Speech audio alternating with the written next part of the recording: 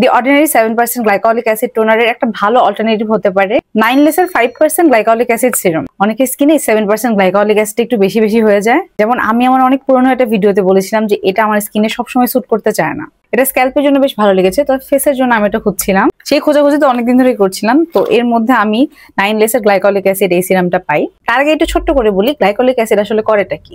Glycolic acid বেশ powerful এইচে এবং একটা কেমিক্যাল এক্সফোলিয়েন্ট, যেটা আমাদের স্কিনের একদম আউটার মোস্ট লেয়ারে কাজ করে। সহজভাবে বলতে গেলে আমাদের স্কিনে যে ডেড সেলগুলো একদম গ্লুয়ের মতো আটকে থাকে সেটাকে রিমুভ করে ফেলতে এটা বেশ ভালো কাজ করে। এই ডেড সেল, এক্সেসিভ অয়েল এবং এই ময়লাগুলোকে দূর করার জন্য অনেকেই ফিজিক্যাল এক্সফোলিয়েটর ইউজ করে, তবে সেগুলো ব্যবহার করলে স্কিন অনেক বেশি সেন্সিটিভ হয়ে যায় এবং স্কিন ড্যামেজ হওয়ারও একটা সম্ভাবনা থাকে। তো সেক্ষেত্রে কেমিক্যাল এক্সফোলিয়েটর গুলো বেশ ভালো কাজ করে। আর আমি যতটুকু দেখলাম 9লেসের এটা ছাড়াও মানে গ্লাইকলিক অ্যাসিড সিরাম ছাড়াও আরো 3 ধরনের সিরাম রয়েছে।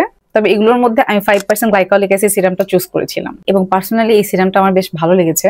এটা বেশ লাইটওয়েট, স্কিনে ইজিলি অ্যাবজর্ব হয়ে যায়। আমার সেন্সিটিভ স্কিনে এটা ইউজে কোনো রকম ইরিটেশন হয়নি, কোনো রকম প্রবলেমও ফেস করিনি। তো বলতে হবে আলহামদুলিল্লাহ স্কিনে স্যুট করেছে। আর এই সিরামটার মধ্যে গ্লাইকলিক অ্যাসিড ছাড়াও এর মধ্যে আছে panthenol, sodium hyaluronate, betaine and allantoin, যেগুলো স্কিনটাকে একটু সুজ রাখতেও হেল্প করে। আর সবচেয়ে দারুণ ব্যাপার হলো এটা ফাঙ্গাল একনি ফ্রেন্ডলি একটা সিরাম। তবে সিরামটার কাছে অল্প সময় অনেক ভালো রেজাল্ট আশা করে লাভ নেই। এই ধরনের প্রোডাক্টের রেজাল্ট পেতে কিন্তু বেশ সময় লাগে, আর স্কিন কেয়ারে স্কিনের পেছনে এই সময়টুকু দিতেও হয়। তবে এই টোনারটার মতো আমি সিরামটা স্ক্যাল্পে অ্যাপ্লাই করতে পারছি না, তবে এটা যে শুধু ফেসে ইউজ করতে হবে তা তো না। এটা আমি যেমন ফেসে ইউজ করছি তেমনি নেক এরিয়া এবং বডিতেও আমি ইউজ করেছি। তো আমার মনে হচ্ছে এটা খুবই জেন্টাল ভাবে স্কিনের উপরে ডেড সেলটাকে রিমুভ করে এবং আস্তে আস্তে স্কিন টেক্সচারটা স্মুথ হওয়া শুরু করে, যার ফলে একনি ব্রেকআউট হওয়া এবং ব্ল্যাক হেডস এর প্রবণতাটা অনেক কমে যায়। এবং এই রেজাল্টগুলো তখনই পাওয়া সম্ভব যখন একটা প্রোডাক্টকে সঠিক সময় দেওয়া হচ্ছে ওই কাজগুলো করার জন্য।